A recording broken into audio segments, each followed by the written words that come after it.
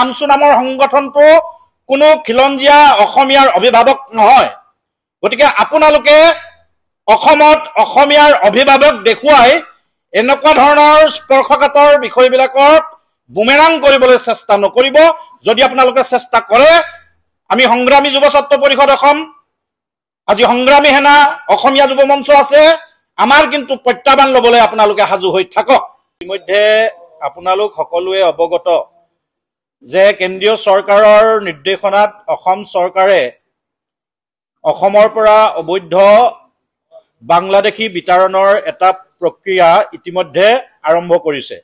আৰু আমি আপোনালোকক জনাব বিচাৰিছো যে আমাৰ ইয়াত উপস্থিত থকা প্ৰতিটো সংগঠনৰ জন্মলগ্নৰ দাবী যে অসমৰ পৰা অবৈধ যিসমূহ নাগৰিক আছে, নাগৰিকবিলাকৰ প্ৰকৃত চিনাক্তকৰণৰ জৰিয়তে এইবিলাকক বিতৰণ কৰাৰ ব্যৱস্থা কৰিব লাগে। এইটো এতিয়াৰ বিষয় নহয়, এটা দীৰ্ঘদিনীয়া এটা আমাৰ দাবী।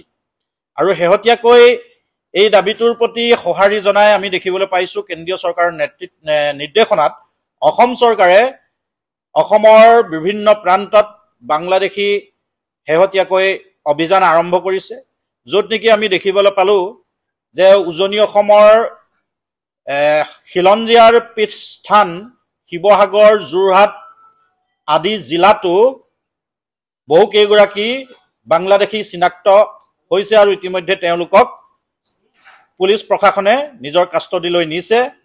আৰু যোৱাকালিৰে পৰা আমি প্ৰত্যক্ষ কৰিছোঁ যে বাংলাদেশ সীমান্তৰেদি এই বাংলাদেশীসকলক বাংলাদেশলৈ উভতাই পঠোৱাৰ এটা প্ৰক্ৰিয়া আৰম্ভ হৈছে।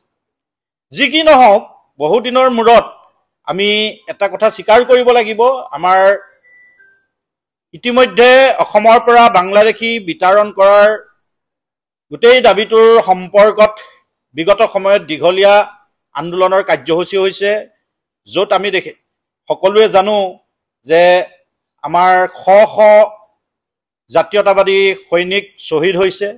তেখেতসকলৰ প্ৰতি এটা সন্মান চৰকাৰখনে জনাইছে বুলি আমি অনুভৱ কৰিছোঁ।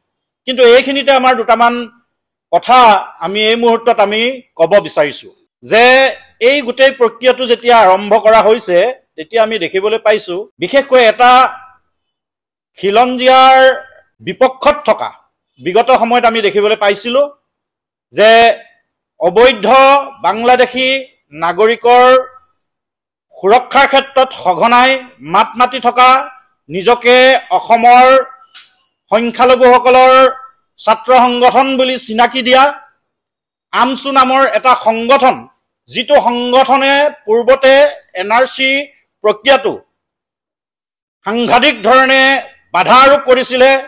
বৰপেটা কাণ্ডৰ কথা যি নেকি আজি আমি প্ৰতিজন অসমীয়াই আজি তাৰিখত স্বীকাৰ কৰিব লাগিব, তেখেতসকলে যি কাণ্ড সংঘটিত কৰিছিলে, সেইটো সংগঠন হৈছে সংখ্যালঘু সংগঠন আমচু।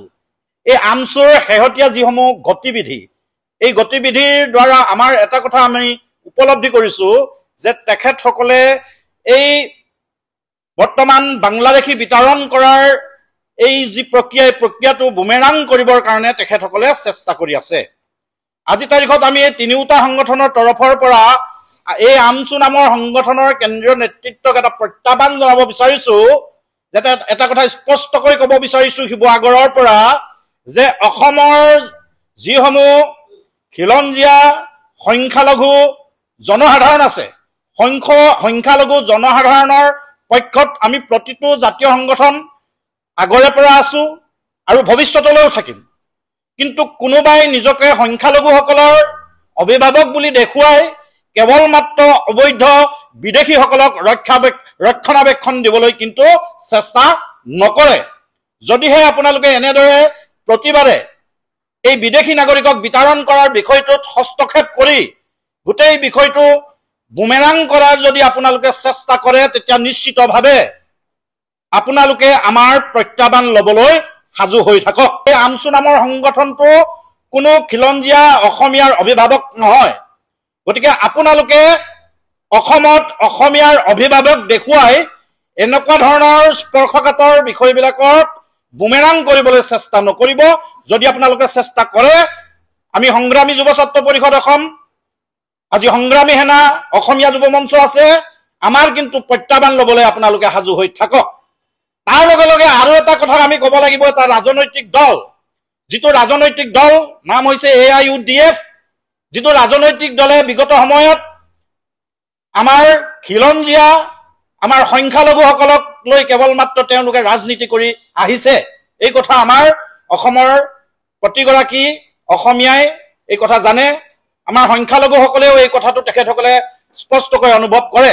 কিন্তু এই ক্ষেত্ৰত তেখেতসকলৰ যিসমূহ ৰাজনৈতিক নেতাপালি নেতা আছে, শেহতীয়াকৈ তেখেতসকলৰ যিসমূহ বক্তব্য, এই বক্তব্যবিলাকৰ পৰা আমি এটা কথা অনুভৱ কৰিছো যে গোটেই বিষয়টো বুমেৰাং কৰিবৰ কাৰণে এই AIUDF নামৰ ৰাজনৈতিক দলটোৱেও কিন্তু অহৰহ প্ৰচেষ্টা কৰি আছে। গতিকে AIUDF নামৰ এই ৰাজনৈতিক দলটোকো আমি আজিৰ এই সংবাদ মেলৰ জৰিয়তে সকীয়াই দিছো যে খিলঞ্জীয়া অসমীয়াৰ প্ৰভুত্ব ৰক্ষাৰ এই যিটো বিষয়, যিটো বাংলাদেশী বিতৰণ কৰাৰ যিটো বিষয়, এই বিষয়টোৰ সন্দৰ্ভত আপোনালোকে কেৱল মাত্ৰ নিজৰ ব্যক্তিগত ৰাজনৈতিক স্বাৰ্থ সিদ্ধি কৰিবৰ কাৰণে এই গোটেই বিষয়টো বুমেৰাং কৰিবলৈ যাতে চেষ্টা নকৰে। কিন্তু আপোনালোকে যদি এনেদৰে বুমেৰাং কৰিবলৈ আপোনালোকে ৰাজনীতি কৰিবলৈ বিচাৰে, তেতিয়াহ'লে অনাগত সময়ত কিন্তু আপোনালোকে তীব্ৰ প্ৰত্যাহ্বানৰ সন্মুখীন হ'ব। এইখিনিতে আমি এটা কথা স্পষ্টকৈ ক'ব লাগিব যে এই সমগ্ৰ বিষয়টোৰ সন্দৰ্ভত যেতিয়া NRCৰ উন্নীতকৰণৰ ব্যৱস্থাটো হৈছিলে, সেই সময়ত NRCখনৰ ক্ষেত্ৰত যথেষ্ট কিন্তু আঁসোৱাহ থাকি গৈছিলে। বিভাগীয় যথেষ্ট সংখ্যক বিষয়া কৰ্মচাৰী সেই সময়ত কিন্তু দুৰ্নীতিত লিপ্ত হৈছিলে, দুৰ্নীতিগ্ৰস্ত হৈছিলে। এই কথাটো আপোনালোক সকলোৱে জানে, অসমৰ ৰাইজে জানে। সেই সময়তে আমি অসমৰ প্ৰায়সমূহ সংগঠনেই, আমি সংগ্ৰামী যুৱ ছাত্ৰ পৰিষদ অসমেও এটা কথা দাবী উত্থাপন কৰিছিলো যে NRCৰ এই সমগ্ৰ বিষয়টো পুনৰ নিৰীক্ষণৰ এটা ব্যৱস্থা কৰিব লাগে। কাৰণ সেই সময়ত যিমান NRCৰ জৰিয়তে যিমান সংখ্যক বিদেশী চিনাক্তকৰণ কৰা হৈছিলে, কিন্তু আজি তাৰিখত আমি অনুভৱ কৰিছিলো যে তাতকৈও বহুত সংখ্যক বিদেশী কিন্তু চিনাক্তকৰণ প্ৰক্ৰিয়াটোত ক'ৰবাত নহয় ক'ৰবাত বেমেজালিৰ সৃষ্টি হ'ল। ইয়াৰ মূল কাৰণটো হৈছে সেই সময়ত NRCত যিসমূহ বিষয়া কৰ্মচাৰীৰ দায়িত্বত আছিলে, তেখেতসকল দুৰ্নীতিত লিপ্ত হৈছিলে। বহুতে ভুৱা কাগজ পত্ৰ প্ৰদান কৰি কিন্তু NRCত তেখেতসকলে নাম সুমুৱাইছিলে। আৰু সেইকাৰণে আমি কৈছিলো যে এতিয়ালৈকে যিমানসমূহ বিদেশী চিনাক্তকৰণ কৰা হৈছে সিমানেই যথেষ্ট নহয়, আৰু বহুত বিদেশীৰ নাম তেখেতসকলে ভুৱা নথি পত্ৰ দি NRCত সুমুৱাই লৈছে। গতিকে NRCৰ পুনৰ নিৰীক্ষণৰ ব্যৱস্থাটো কৰিব লাগে আৰু সঠিকভাৱে বিদেশী চিনাক্তকৰণ কৰিহে বিদেশী খেদা গোটেই বিষয়টো আগবঢ়াই নিব লাগে। গতিকে আজিৰ তাৰিখত আমি অসম চৰকাৰৰ প্ৰতি এটা দাবী উত্থাপন কৰিছো যে তৎকালীনভাৱে NRCৰ পুনৰ নিৰীক্ষণৰ ব্যৱস্থা কৰিব লাগে। পুনৰ নিৰীক্ষণৰ ব্যৱস্থাৰ জৰিয়তে প্ৰকৃত যিসমূহ অবৈধ বিদেশী আছে, অবৈধ বাংলাদেশী আছে, সেইসকলক চিনাক্তকৰণ কৰি অসমৰ পৰা বিতৰণ কৰাৰ ব্যৱস্থা গ্ৰহণ কৰিব লাগে।